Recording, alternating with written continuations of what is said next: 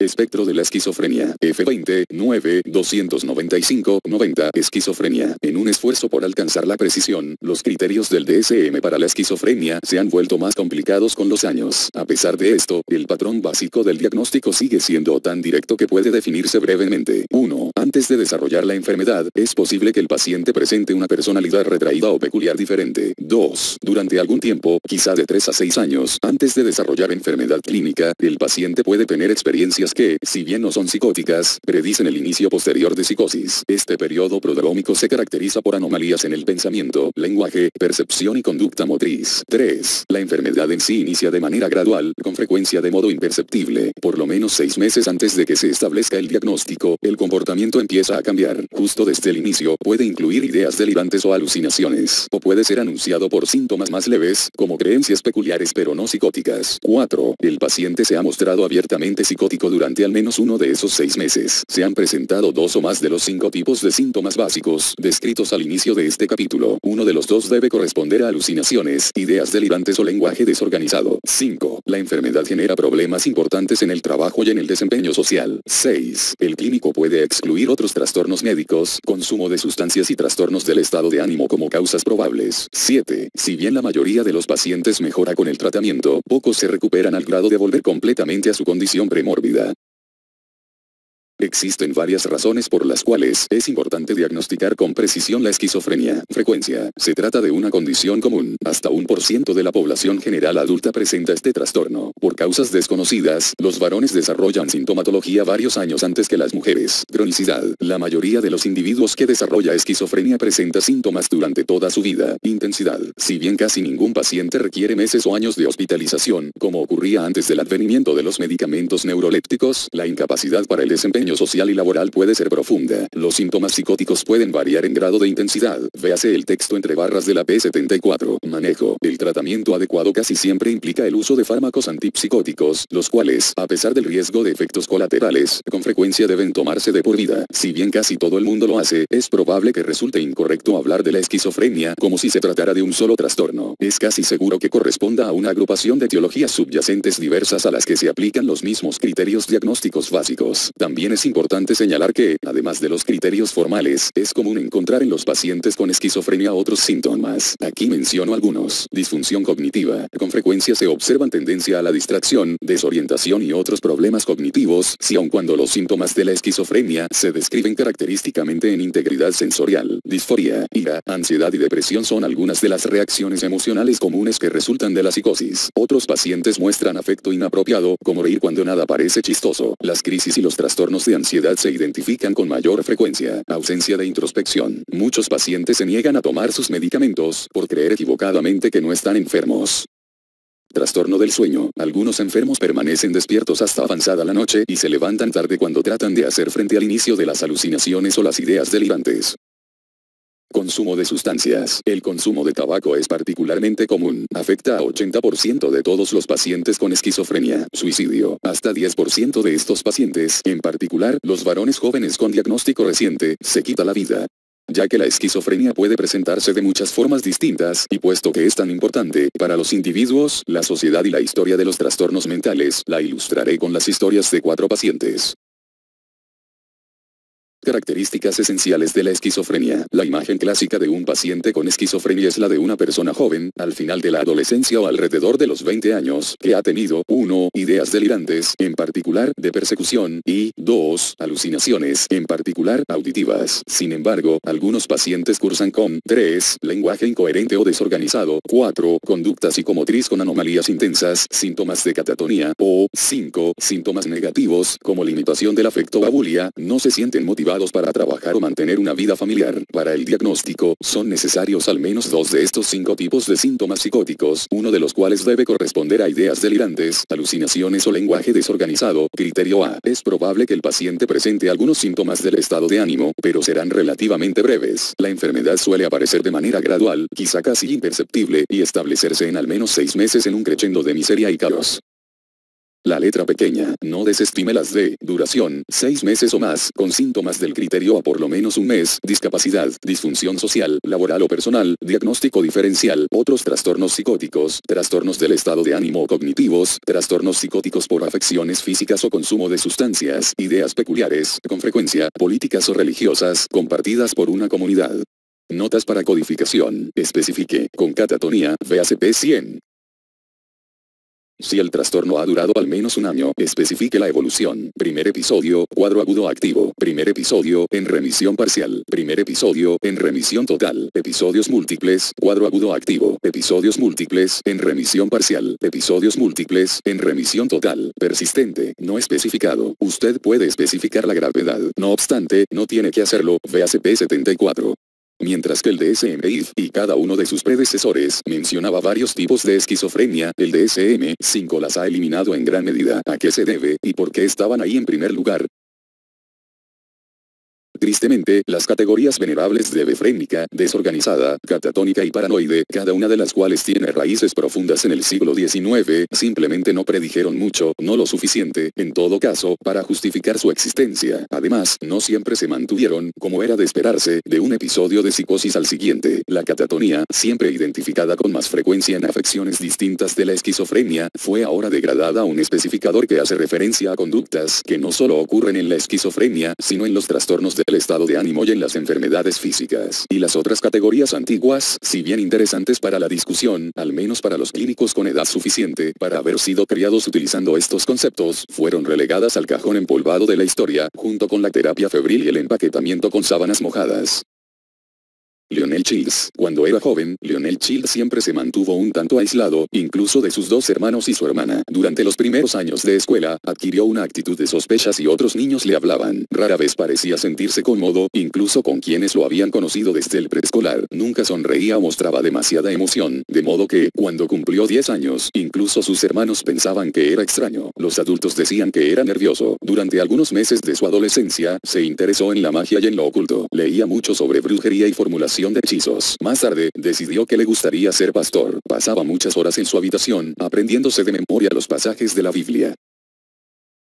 Lionel nunca había estado demasiado interesado en el sexo, pero a los 24 años, cuando aún acudía a la universidad, se sintió atraído por una chica en su clase de poesía. Mary era rubia y tenía ojos azul oscuro, y él se dio cuenta de que su corazón dejó de latir momentáneamente cuando la vio por primera vez. Ella siempre le decía hola y sonreía cuando se encontraban. Él no quería demostrar demasiado interés, así que esperó una tarde, varias semanas después, para invitarla a una fiesta de Año Nuevo. Ella rechazó su invitación, de manera educada pero firme.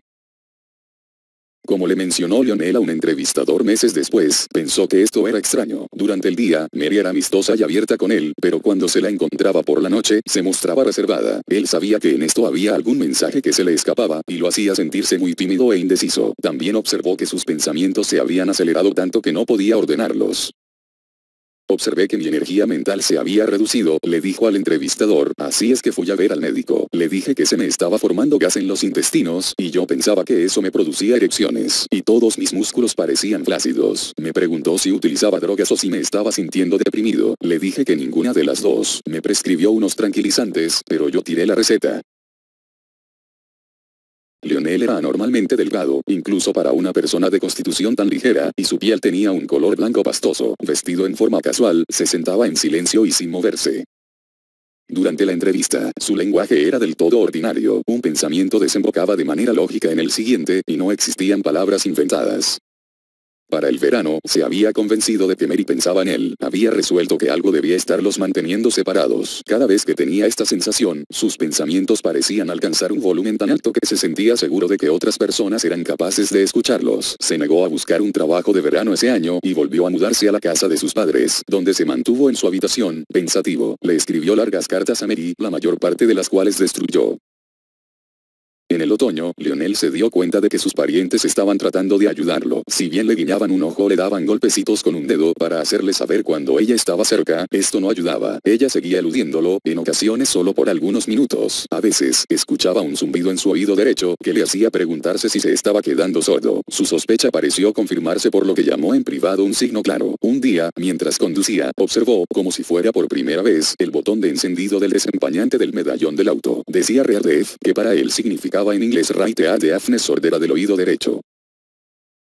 Cuando avanzó el invierno y se aproximaron las vacaciones, Lionel supo que tendría que entrar en acción. Condujo hasta la casa de Mary para definir las cosas con ella. Mientras iba cruzando el pueblo, las personas que dejaba atrás inclinaban la cabeza en señal de consentimiento y le guiñaban el ojo como señal de que entendían y le daban su aprobación. La voz de una mujer, que hablaba con claridad justo detrás de él en el asiento trasero, dijo: «Da vuelta a la derecha, y bien hecho, chico».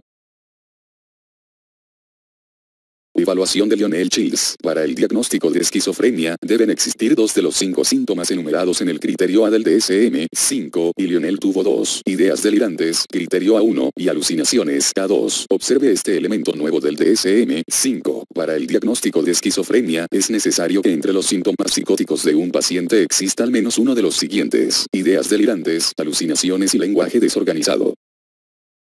En el caso de Lionel, las alucinaciones de la esquizofrenia suelen ser auditivas. Las alucinaciones visuales con frecuencia revelan un trastorno psicótico inducido por sustancia o trastorno psicótico debido a otra afección médica. También pueden presentarse en el trastorno neurocognitivo mayor, demencia, y en el delirium. Las alucinaciones del sentido del olfato son más comunes entre las personas cuya psicosis deriva de alguna otra afección médica, pero su presencia no descarta la esquizofrenia. Asimismo, en Lionel, las alucinaciones auditivas son, por lo general, claras y fuertes. Los afectados con frecuencia responden afirmativamente cuando el examinador les pregunta: ¿tienen el mismo volumen que mi voz ahora? Si bien pudiera parecer que las voces provienen de la cabeza del paciente, la fuente puede localizarse en cualquier sitio: el pasillo, un aparato doméstico, el gato de la familia. Los mensajes especiales que Lionel recibía, golpecitos con el dedo, guiños, se denominan ideas delirantes de referencia. Los pacientes con esquizofrenia también pueden experimentar otros tipos de ideas delirantes. Se incluye una lista de estas en la P58. A menudo, las ideas delirantes son hasta cierto punto persecutorias, esto es, el paciente se siente de alguna manera perseguido o interferido. Ninguna de las ideas delirantes de Lionel se alejaba tanto de la experiencia humana normal que pudiera yo denominarla bizarra.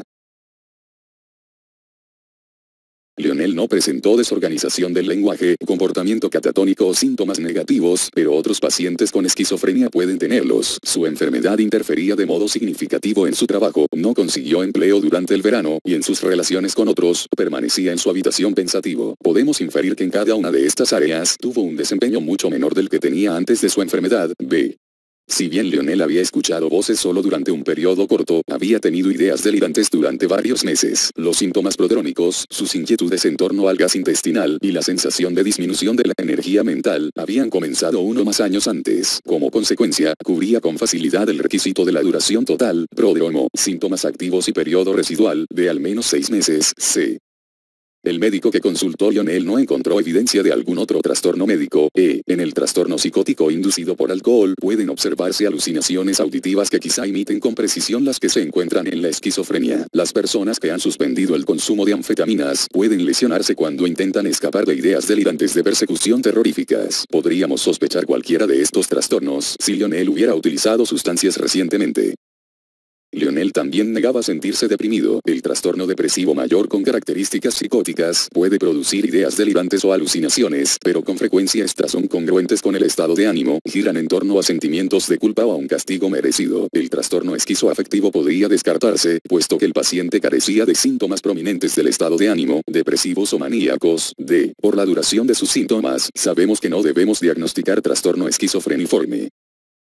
Muchos pacientes con esquizofrenia también presentan una personalidad premórbida anómala. A menudo, esta se manifiesta por un trastorno de la personalidad esquizoide o, en particular, esquizotípico. Cuando era niño, Lionel tenía por lo menos 5 características del trastorno de personalidad esquizotípico, VACP 538. Limitación del afecto, carencia de amigos cercanos, creencias extrañas, interés en lo oculto, aspecto peculiar, según los compañeros, y desconfianza de otros niños. Sin embargo, no tenía antecedentes que nos hicieran considerar la presencia de trastorno del espectro autista, F.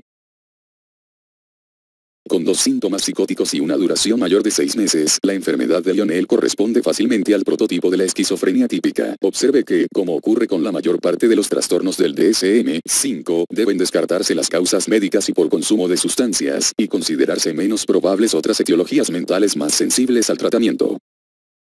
Durante el episodio actual, Lionel no había presentado ninguna modificación de los síntomas que pudiera sugerir algo distinto a una evolución persistente. Había estado enfermo durante casi un año. Yo fijaría su calificación en la EAG actual en 30, y su diagnóstico general sería el siguiente: F20, 9, 295, 90, esquizofrenia, primer episodio, cuadro agudo activo F. 21 301, 22, trastorno de la personalidad esquizotípico, premórbido, Z56, 9, V62, 29, desempleo. Al valorar a pacientes que muestran ideas delirantes o alucinaciones, asegúrese de tomar en cuenta los trastornos cognitivos. Esto es en particular válido en un individuo mayor cuya psicosis se ha desarrollado con rapidez, y a los pacientes con esquizofrenia que tienen alucinaciones o ideas delirantes activas, se les debe interrogar en torno a los síntomas de disforia. Es probable que padezcan depresión o ansiedad, o ambos, que podría requerir un tratamiento adicional. Bob Naples, como dijo su hermana, Bob Naples siempre estaba en silencio cuando era niño, pero no de alguna manera que pudiera calificarse como peculiar o extraña. En su familia nunca había ocurrido algo como esto. Bob estaba sentado dentro de un consultorio diminuto en una parte alejada del pasillo, musitaba y mecía la pierna descubierta que tenía recargada sobre el brazo de la silla. La única prenda que llevaba era el saco de una pijama de rayas rojas y blancas. Un auxiliar trató de cubrirle las piernas con una sábana verde, pero él se rió y la tiró al piso.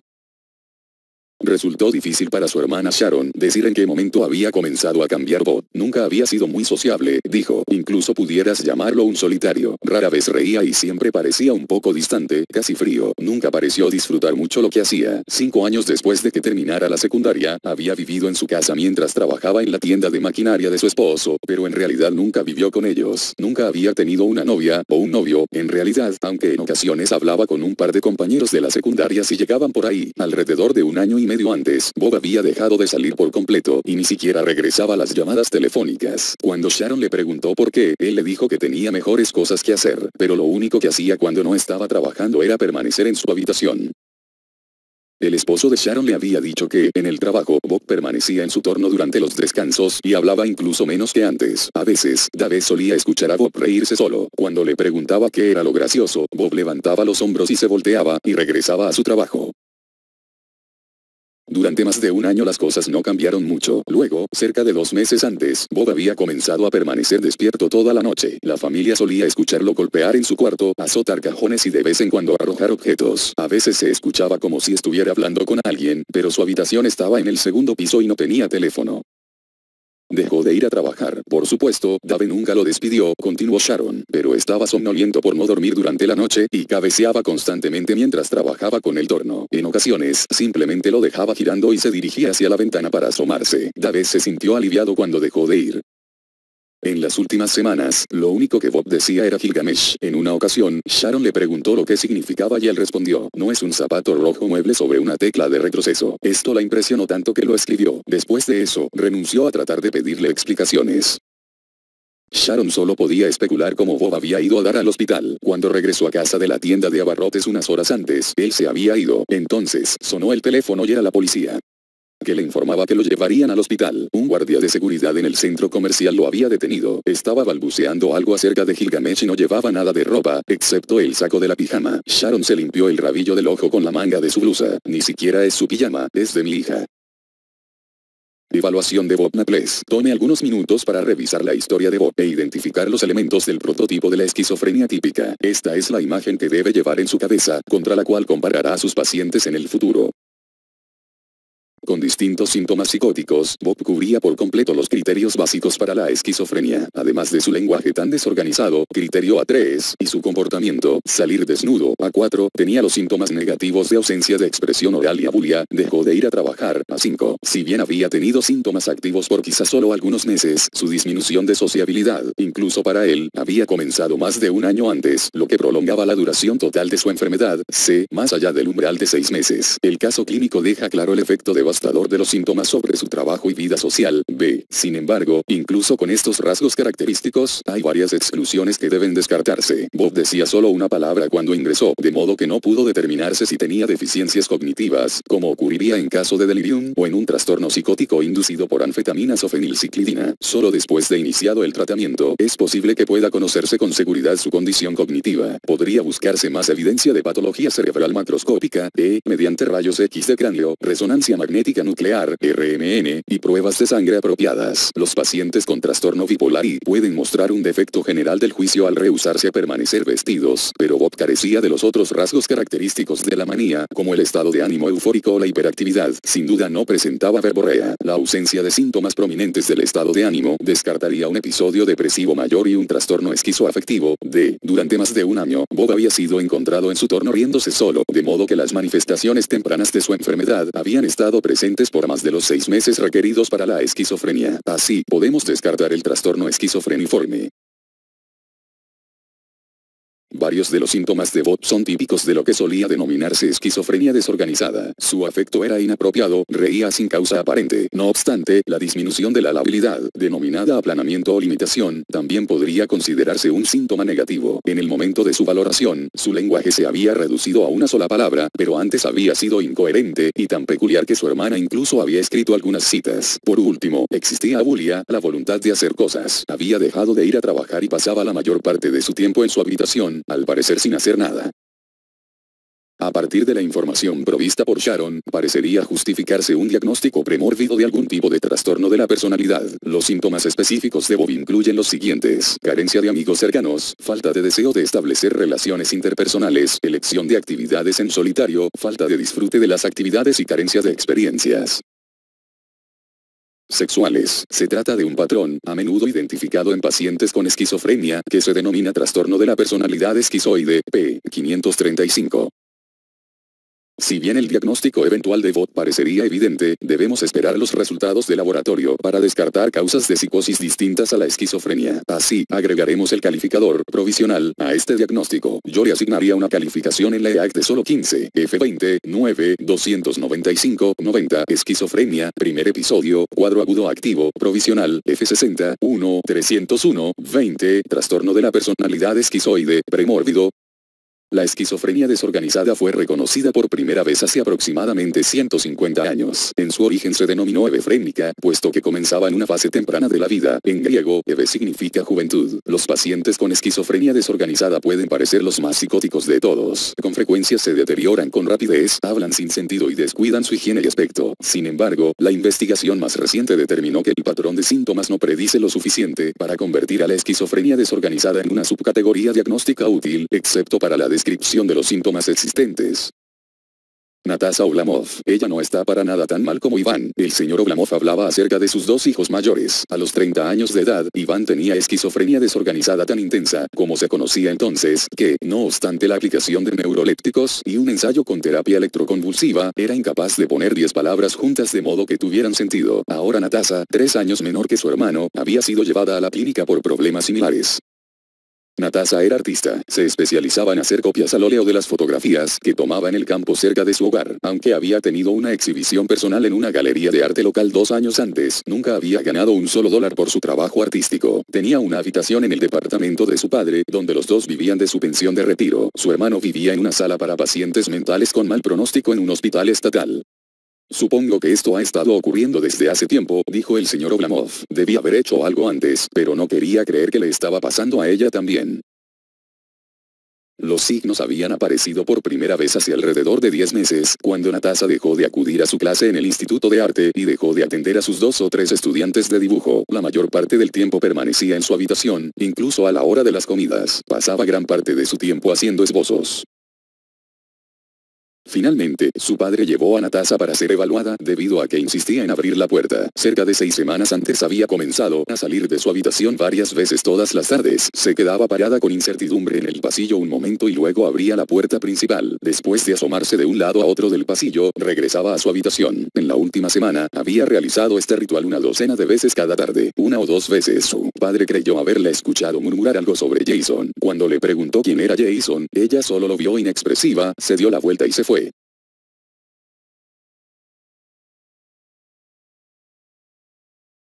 Natasha era una mujer delgada con cara redonda y ojos azul agua que parecían nunca enfocarse. Si bien casi no aportó información por sí misma, respondió cada pregunta con claridad y lógica, aunque con brevedad. Se encontraba del todo orientada y no tenía ideas suicidas u otros problemas para el control de los impulsos. Su afecto estaba tan aplanado como uno de sus lienzos. Habría descrito sus experiencias más atemorizantes sin más emoción que la que le habría generado hacer una cama. Jason era instructor en el Instituto de Arte. Meses antes, una tarde en que su padre estaba fuera, había ido al departamento para ayudarla con algunas técnicas de retoque especiales, según ella lo indicó, refiriéndose a su pincel. Aunque habían terminado juntos y desnudos en el piso de la cocina, ella había pasado la mayor parte de ese tiempo explicando por qué pensaba que debía ponerse de nuevo la ropa. Él se fue sin ser correspondido, y ella nunca volvió al Instituto de Arte. No mucho tiempo después, Natasha se dio cuenta de que Jason andaba por ahí, tratando de verla de nuevo. Sentía su presencia justo afuera de su puerta, pero cada vez que la abría, él se había desvanecido. Esto la intrigaba, pero no podía decir que se sintiera deprimida, enojada o ansiosa. En el transcurso de algunas semanas, comenzó a escuchar una voz que se parecía un poco a la de Jason, que parecía hablarle desde un amplificador fotográfico que había instalado en el diminuto segundo baño. Por lo general, solo decía la palabra conch, explicó en respuesta a una pregunta. La palabra conch, ya sabe, el sitio del cuerpo de la mujer en el que hace la palabra. Sin parpadear y en calma, Natasha se mantenía sentada con las manos juntas sobre su regazo. En las últimas semanas, Jason se había deslizado varias veces por su ventana durante la noche y se había metido en su cama mientras ella dormía. Ella despertaba al sentir la presión de su cuerpo sobre ella. Era en particular intensa en la ingle. Cuando despertaba por completo, él se había ido. La semana anterior, cuando entró al baño para utilizarlo, la cabeza de un águila, o quizá de una víbora larga, salió de la taza del baño y se lanzó contra ella. Ella bajó la tapa del baño sobre el cuello del animal y este desapareció. Desde entonces, solo había utilizado el baño principal.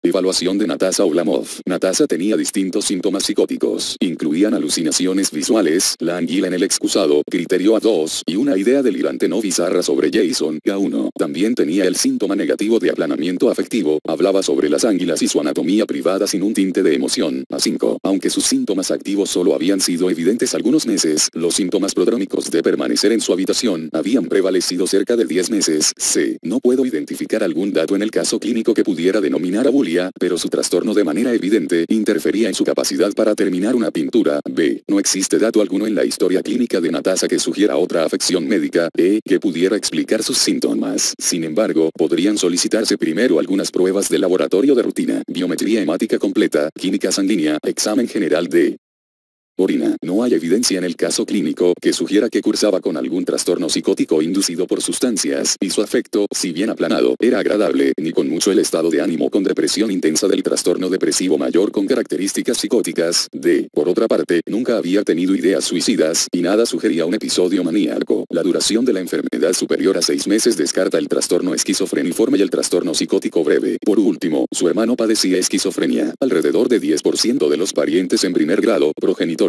hermanos e hijos, de los pacientes con esquizofrenia también desarrolla esa condición. Por supuesto, no es un criterio para establecer el diagnóstico, pero ayuda a orientarlo. Natasha presentaba todos los elementos del prototipo: síntomas psicóticos, duración y ausencia de otras causas, en particular, trastornos médicos y por uso de sustancias. Si bien la edad de inicio no se incluye en los criterios del DSM-5, la mencioné en el prototipo. Cualquiera que desarrolle psicosis después de, por ejemplo, los 35 años, requiere una evaluación incluso más cuidadosa que la usual, para descartar otras etiologías que pudieran ser sensibles de tratamiento.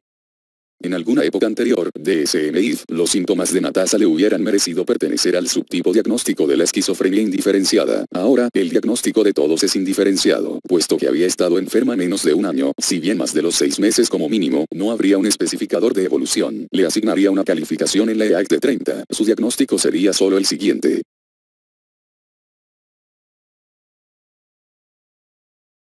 F20, 9, 295, 90, esquizofrenia, primer episodio, agudo. El DSM-5 nos recomienda calificar los síntomas psicóticos de cada paciente en una escala de 5 puntos. Cada uno de los 5 síntomas del criterio A se califica como 0 igual ausente, 1 igual equívoco, sin intensidad o duración suficientes para considerarse psicótico, 2 igual leve, 3 igual moderado o 4 igual grave. Además, el manual señala que se debería utilizar un esquema de calificación similar para la cognición dañada, la depresión y la manía, puesto que cada una de estas características es importante para el diagnóstico diferencial de los pacientes psicóticos. Estas calificaciones pueden agregarse a varios de los trastornos psicóticos que se analizan en este capítulo. Sin embargo, el uso de este sistema de calificación de la intensidad es, por fortuna, a mi juicio, opcional. Ramona Kelt, cuando tenía 20 años y solo había estado casada algunos meses, Ramona Kelt fue hospitalizada por primera vez, debido a lo que se describió entonces como esquizofrenia hebefrénica. De acuerdo con sus registros, su estado de ánimo había sido alocado e inapropiado, y su lenguaje era desarticulado y difícil de seguir. Había sido llevada para valoración después de ponerse pozos de café y cáscaras de naranja en la cabeza. Le contó al personal acerca de las cámaras de televisión que había en su closet y que la espiaban cada vez que tenía relaciones sexuales. Desde entonces, había tenido varios cuadros adicionales, separados, a lo largo de 25 años. Cada vez que se enfermaba, sus síntomas eran los mismos. En cada ocasión se recuperaba lo suficiente para regresar a casa con su esposo.